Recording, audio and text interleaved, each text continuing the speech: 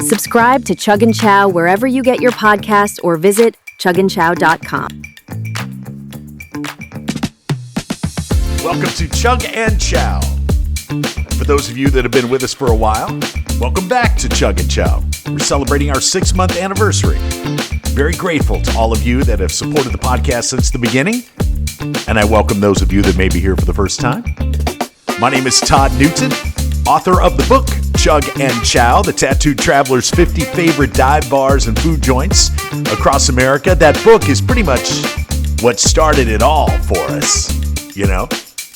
And here on the podcast, we belly up to the bar of America's most authentic watering holes, and we dig into the stories that make these places special. And if you've read the book Chug Chow, you know we're all about celebrating those one-of-a-kind joints where the drinks are stiff, the stories are wild, and the character runs thicker than molasses. These aren't your corporate chain establishments. We're talking about the real deal, my friend. The places where locals have been raising hell and spinning yarns for generations. And on this episode, I'm taking you to the great state of Mississippi and the legendary Under the Hill Saloon. Yeah, this is the real Mississippi, where the river bends and the bluffs rise high above that mighty muddy river. Natchez, Mississippi. And let me tell you something, this town has more stories than a cemetery's got ghosts. You see, Natchez sits real pretty on those limestone bluffs about 200 feet above the water, but it wasn't always that way. Back in the day when flatboat rivermen would pole their way down from Kentucky and Tennessee with loads of corn whiskey and tobacco and whatever else they could sell, they would pull up to the landing at the bottom of those bluffs. And that's the area that folks called Under the Hill. Let me paint you a picture of what Under the Hill was like back in the 1800s. The area was frequented by gamblers and river pirates, highwaymen, and prostitutes, and was described in 1810 as a place that, for the size of it, there is not, perhaps, in the world, a more dissipated spot. That's a quote. The proper folks up on the bluff in Natchez wouldn't dare venture down to where the action was happening. 19th century Natchez, in a sense, was a city with a split personality. You had Natchez proper and Natchez improper. Natchez proper was the town on top of the bluff. Natchez improper was the boat landing beneath the bluff on the bank of the Mississippi. The boatmen were locally called Kaintucks because they were usually from Kentucky, although the entire Ohio River Valley was well represented among their numbers. These were rough fellas doing dangerous work, and when they hit shore after weeks out on the water, they were ready to let loose. Natchez was a resort of sorts for these rivermen, and Natchez Under the Hill was their playground. Under the Hill was essentially another town altogether. It existed primarily to serve the rivermen coming into town to sell goods or to relax before continuing on to New Orleans or return north. When they arrived, they knew their journey was almost over, and they often indulged in one, let's call it a last fling, before entering the wilderness of the river. Drinking, gambling, and women were readily available to indulge them. Things got so out of hand down there that in 1817, a mob of Kentucky boatmen seized control of the landing, and it took the city officials aiming a cannon at them from the bluffs to get them to surrender. Now, most of those old establishments are long gone now, washed away by time and the river's moods. But there's one place that's still standing, still serving, still telling tales, and that's the Under the Hill Saloon. This watering hole has been pouring drinks for 200 years. The bar is named for the section of town in which it resides. Natchez's well-heeled denizens lived atop a set of sheer bluffs uphill from the river, while down below, this place was keeping the rivermen well lubricated and entertained. The building that now houses the saloon has experienced a great deal of history. The exact date of construction is unknown due to a courthouse fire, but it was most likely built in the late 1700s or early 1800s. Historic research shows the saloon has been used as a brothel, warehouse, general store, and a bar. And if that isn't a resume with some character, I don't know what is. And what makes this place extra special is the Mark Twain guest suite. Upstairs, visitors like you and me can stay in the Mark Twain guest house, where the famed author is said to have slept while he was just another riverman named Samuel Clemens. Now, I've been to this saloon twice, and I'll tell you what caught my eye both times. First, you notice when you walk in, dollar bills stuck all over the ceiling. Hundreds of dollar bills. Customers fold a quarter and a thumbtack into the dollar bill, and they toss it into the ceiling with enough force to get it to stick into the wood. Then every July, the bar owners have hundreds of dollars which they use to put on a 4th of July cookout. I love it. And the second time I was there, I spent a good long while just looking at those old photographs and all the memorabilia that covers every inch of the walls. It's like a museum of river life. The inside of this place, which again is 2 centuries old, is constructed of original brick, black and white photographs, and rusted historical memorabilia basking in the glow of neon bar signs. There are rooms in the back, too. You got a foosball room, a dart room, and what they call the jungle room with these giant elephant sculptures and big green ferns. Kind of funky, but fun.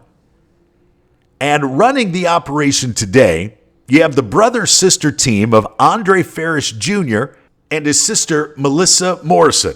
They're second-generation owners, by the way. Their father, Andre Farish Sr., was the visionary who saw the potential in this old building. In 1973, Andre Farish Sr. and Paul O'Malley purchased the building directly next door there at 25 Silver Street, which had been built in the 1830s. And in 1975, they opened the Natchez Under the Hill Saloon. Eventually, the saloon would come to be run by the children of Mr. Farish. And the old man, they don't mind me calling him that, had quite a story himself. After a stint in the military in the 1950s, in which he was wounded in action in the Korean War, Mr. Farish moved to the Frogmore area, where he oversaw a plantation.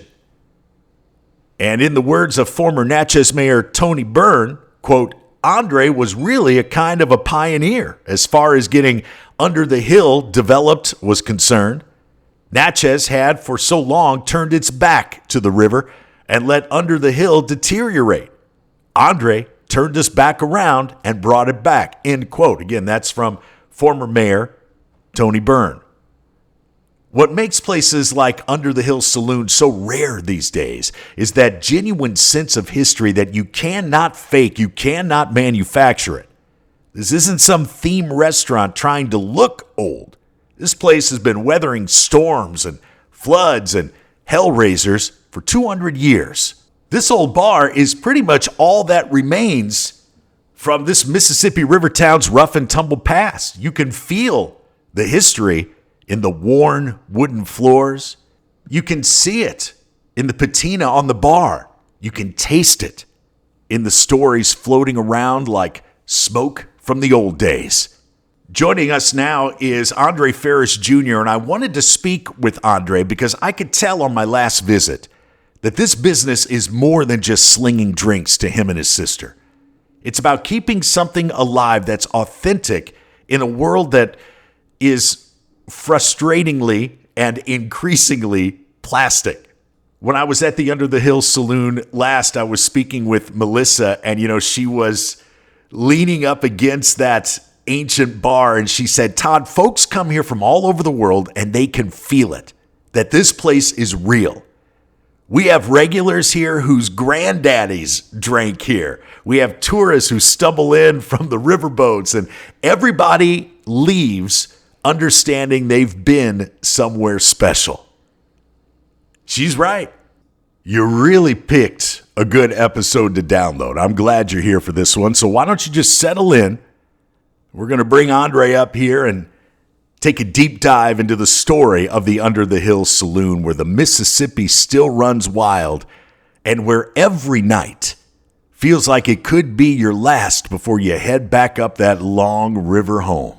Andre, welcome to Chug Chow. As a Missouri boy, I grew up about 300 yards from the Mississippi River. That Mark Twain suite really caught my attention when I was there visiting you. Can you tell us more about that? Well, everybody's familiar with Mark Twain. Mark coined the phrase "den of iniquity," describing Natchez under the hill. And during Mark's time here in town, we figure the owners of the building, who were the original builders and who owned the building until 1973 when my father got involved in it, have figured they had a bordello operating upstairs, so Mark Twain may have actually stayed in the Mark Twain guest house. But that's why we named the guest house upstairs above the saloon, the Mark Twain. It was a rough and ready territory down here. Any docking facility on the coast of anywhere generally can get kind of interesting. Well, interesting's a good word. There are countless books on the history of Natchez. It's a fascinating part of the United States, and it's really neat to walk into your saloon and just think about some of the characters that have passed through that doorway, Walk by the front door. Yeah, my father was always fond of saying Pennsylvania Avenue is interesting, but it don't have nothing on Silver Street. I think he nailed it. I think your pops nailed it there. Was he the first of the Farish family to hold ownership to the saloon? Well, the building was built by a free black family, the Jacksons, and they built the building. We don't know the exact date or what exactly it was originally because of a courthouse fire that destroyed the records on the building. And the courthouse fire would have been caused by the tornado 1840. But this building was built sometime between 1830 and 1835. We don't know what it was originally. As I said, first business we know operating in the building was a bakery. And my father, born in Houston, I was born in Houston, my mother also. My father wasn't going to school in Houston. He was here in Natchez, summer, spring break, Christmas. We had family here in Natchez. And he fell in love with the building when he was a young man playing in the Mississippi River. When you ran out of victuals, ice, beer, whatever you needed, you dock your boat right at the foot of the hill here, and there was a little black juke joint operating, and you could reload your ice chest and your supplies and head back out on the river. And he just kind of fell in love with the place when he was a young man. Huh. So he works hard, saves his nickels and dimes, keeps his nose clean, and a couple of decades later, he's the boss man. Is that how it went down? It sounds pretty clear-cut, the American dream, huh? Well, we had a gentleman down here, James Big Lane, whose idea was to make this a gated community down here.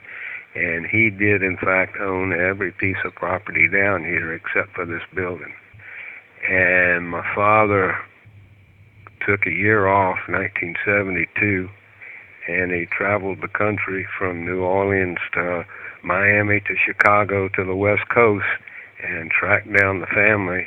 And got the signatures, did the legwork, what he had to do to acquire the property, and surprised James mightily when we opened for business in 1975. You know what I think about, Andre, whenever I'm in a place like yours, a place that has so much character and such a rich history, I look around at the characters sitting around me, and I wonder to myself if in 100 years, or in the case of the Under Hill Saloon, 200 years, I wonder if folks will be talking about us and how bizarre and off the wall we were, that we're talking about people from 200 years ago. Well, we can only, hope so. Yeah. They may look back at all this we're doing and think that we were so primitive, and how are we ever surviving without all the things they'll have in the future? It's kind of interesting to think about. Hey, since the building is so old and you and your sister Melissa have probably explored that building from top to bottom, left to right, have you ever uncovered anything from the past, anything really interesting that kind of gives you a glimpse into what it was like back then? My favorite piece of equipment down here is a long pole, and tied to the end of the pole are some bent coat hanger wires and taped, and what that is, it's a light bulb changer. And I still use that pole that came with the building to change the light bulbs because we got real high ceilings. You got yourself some original equipment there, my friend. I like it. Andre, we have listeners of the Chug Chow podcast all across the United States, thousands of miles from you, hundreds of miles from you. Also, a lot of listeners in Europe and in South America. How would you describe Natchez, Mississippi, to folks who have never been there, folks who may never have the opportunity to visit?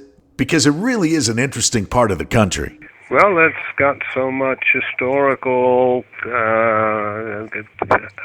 sites and locations that were not destroyed, and just the history is real thick here. And the Mississippi River, there's something about the water. People on the river, on the water, are generally nicer than other people. It seems to me. Yeah, and I won't argue with you. I'm a Missouri boy. Like I said, I have the Mississippi River flowing through my veins. Good people. Maybe there's just something about that muddy water down there.